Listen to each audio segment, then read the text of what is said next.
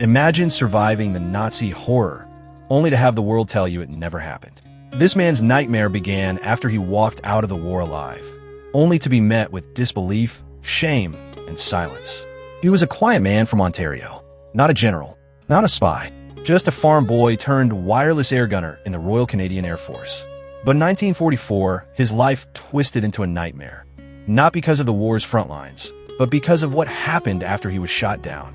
What followed was a descent into darkness, betrayal by allies, imprisonment in one of the Nazis' most secretive camps, and a lifetime of silence. A story so unbelievable, even his own country refused to hear it. This is not a movie. This is the real story of Ed Carter Edwards. Ed was born in Ontario, Canada in 1924, a quiet, humble kid from a working-class family. As World War II raged across Europe, he enlisted at the age of 18, trained as a wireless operator and air gunner, and joined the 427 Squadron of the Royal Canadian Air Force. His job was one of the most dangerous, flying in the belly of a Halifax bomber, communicating orders, and defending the aircraft from enemy fighters. He completed 21 successful missions, but the 22ND was the one that changed everything. In the summer of 1944, on a routine bombing run over Nazi-occupied France, his Halifax was struck by anti-aircraft fire. Flames tore through the fuselage. Ed bailed out at low altitude, landing deep in occupied territory. He was soon captured by French collaborators and handed over to the Gestapo. But instead of being treated as a prisoner of war under the Geneva Convention, Ed and a handful of other captured Allied airmen were declared terrorists. That reclassification would nearly cost them their lives. Rather than being sent to a POW camp like Colditz or Stalag Luft, Ed was loaded onto a filthy cattle car and transported to Buchenwald, one of Hitler's deadliest concentration camps. This was highly unusual. Airmen were not supposed to be held there. Buchenwald was not built for soldiers.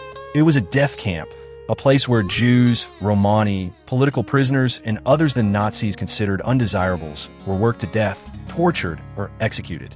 For months, Ed lived among rotting corpses, disease, starvation, and fear. He saw people die in front of him, not from wounds, but from hunger and hopelessness. He described the guards' cruelty as inhuman. He survived by sheer will and the solidarity of fellow prisoners. In his later interviews, Ed recalled, "They tattooed us like animals. They beat us for breathing too loudly.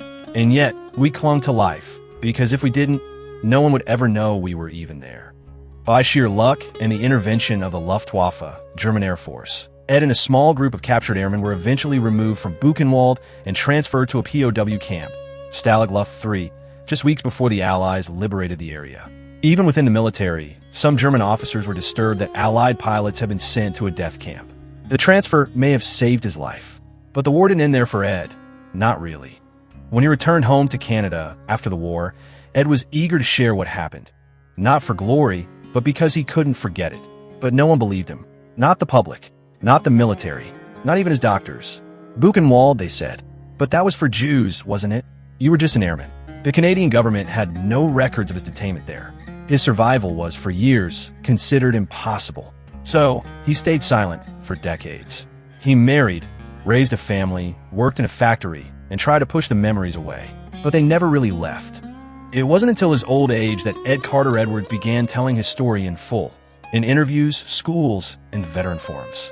In one recorded testimony, he says, "We were never supposed to be remembered, but we are, because I lived, and because I kept the truth." His bravery wasn't just in the skies or in the camps. It was in speaking when no one wanted to listen.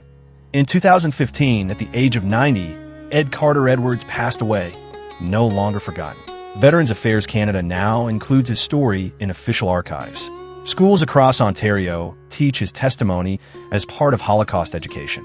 His voice, once ignored, now echoes louder than ever.